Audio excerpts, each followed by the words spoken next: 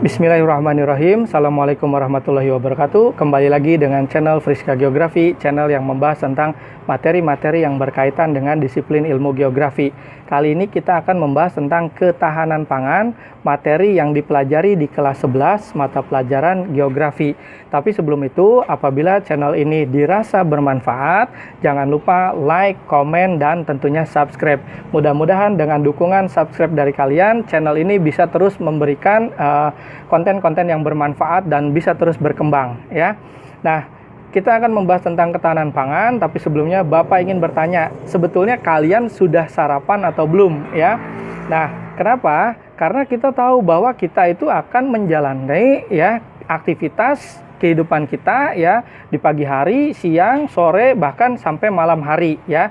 Nah, karena kita tahu kita akan menjalani aktivitas yang begitu panjang, makanya kita harus mengawali, ya, hari kita dengan baik, ya, karena kita tahu aktivitas kita itu bakal panjang, memerlukan banyak energi, ya, energi yang cukup besar, maka kita harus mendapatkan energi itu dari mana? Dari makanan yang kita makan, ya. Jadi kalau kita mengawali pagi kita dengan baik, dengan penuh semangat, dengan penuh persiapan, ya, kita mendapatkan start yang baik, tentunya proses perjalanan di siang hari, sore hari, bahkan sampai malam hari itu kita masih tetap penuh dengan semangat dan produktivitas yang tinggi.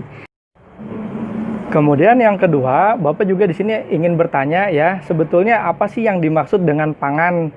Nah, jadi pangan itu adalah setiap hasil produk pertanian yang kita konsumsi setiap harinya, ya. Jadi apapun itu nama makanan yang kita makan, ya, itu bahan bakunya itu adalah hasil dari pengolahan hewan dan tumbuhan gitu loh, ya. Nah, coba aja kalau kalian misalnya makan sop, ya, namanya sop, tapi kalau kita lihat bahan-bahannya satu persatu, ya, itu pasti ujung-ujungnya kita memanfaatkan hewan dan tumbuhan gitu loh, hasil pertanian, ya. Misalnya sop, ya, sop daging ayam. Di situ ada sayur-sayurannya seperti wortel, ya. Wortel apa? Tumbuhan. Kemudian ada kentang. Kentang apa? Tumbuhan, ya. Kemudian di situ ada daging ayamnya. Daging ayamnya itu apa? Hewan, ya.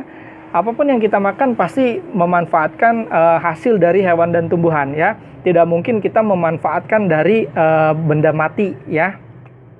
Pasti kita makan karena kita makhluk hidup, ya. Pasti kita juga memanfaatkan makanan yang kita makan itu dari makhluk hidup, yaitu hewan dan tumbuhan, ya. Nah, kemudian ada istilah yang disebut dengan ketahanan pangan. Jadi apa sih yang disebut dengan ketahanan pangan? Menurut Undang-Undang Nomor 18 Tahun 2012, ya, itu adalah kondisi terpenuhinya pangan bagi negara sampai dengan perseorangan, ya, yang tercermin dari tersedianya pangan yang cukup, baik jumlah maupun mutunya, aman, beragam, bergizi, merata, dan terjangkau, serta tidak bertentangan dengan agama, keyakinan, dan budaya masyarakat untuk dapat hidup sehat, aktif, produktif, secara berkelanjutan, ya. Nah, untuk ketahanan pangan ini ada 3 faktor yang mempengaruhi, ya. Yang pertama ketersediaan, kemudian akses, dan yang terakhir itu pemanfaatan. Nah, untuk ketersediaan, ya, kita lihat yang pertama itu dari produksinya. Produksi itu adalah usaha yang kita lakukan, ya, untuk menghasilkan barang ataupun jasa, ya. Nah, maksudnya barang di sini adalah hasil-hasil produk pertanian, yaitu pangan, ya. Nah, produksi itu harus kita optimalkan, ya, agar memiliki yang kedua, stoknya itu banyak, ya. Bagaimana caranya? Yaitu dengan cara intensifikasi, ekstensifikasi, dan mekanisasi pertanian, ya, agar produksinya banyak, melimpah, ya, stoknya juga menjadi banyak, ya. Nah, kemudian yang ketiga itu adalah impor. Nah, impor itu adalah kegiatan masuknya barang dari luar negeri, ya, masuk ke dalam negara kita. Nah, kenapa kita harus impor, ya? Itu karena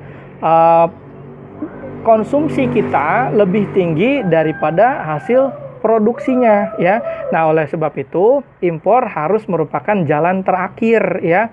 jalan terakhir yang paling ujung, langkah yang paling ujung yang kita akan ambil ya untuk memenuhi kebutuhan pangan di negara kita ya. Nah, tapi langkah yang harus kita tekankan di sini bagaimana caranya agar produksi dalam negeri ya, khususnya pangan itu menjadi meningkat ya, menjadi banyak, menjadi melimpah ya. Nah, tadi bagaimana caranya? Intensifikasi, ekstensifikasi, dan mekanisasi pertanian. Nah, kemudian untuk akses ya, di sini ada dua faktor. Yang pertama faktor ekonomi, yang kedua faktor aksesibilitas. Maksudnya faktor ekonomi ya, itu adalah kemampuan kita untuk mendapatkan pangan gitu loh. Nah, ekonomi ini pasti berkaitan dengan uang yang kita miliki ya untuk mendapatkan pangan.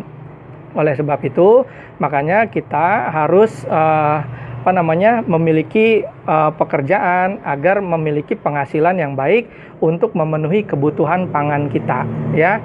Kemudian yang kedua, aksesibilitas. Aksesibilitas di sini maksudnya berkaitan dengan jaringan jalan ya dan moda transportasi. Semakin baik jaringan jalannya, semakin baik moda transportasinya, maka produktivitas ya atau produksi dari pangan itu bisa didistribusikan sampai ke tangan kita konsumen. Yang ketiga adalah pemanfaatan ya.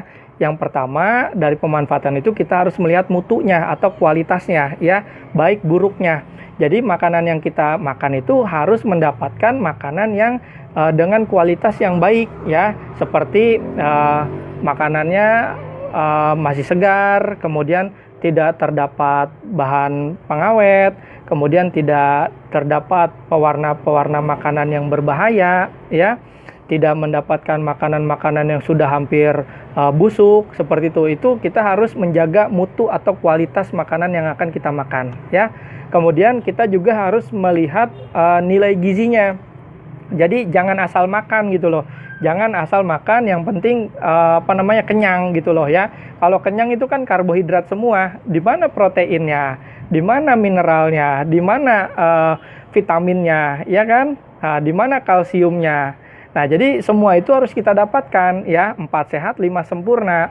Nah, kalau kita mendapatkan makanan yang baik ya, kualitas yang baik, gizinya pun baik, maka tubuh kita juga akan sehat. Dan yang ketiga, dari pemanfaatan itu kita lihat jenis variasinya atau macam-macamnya ya.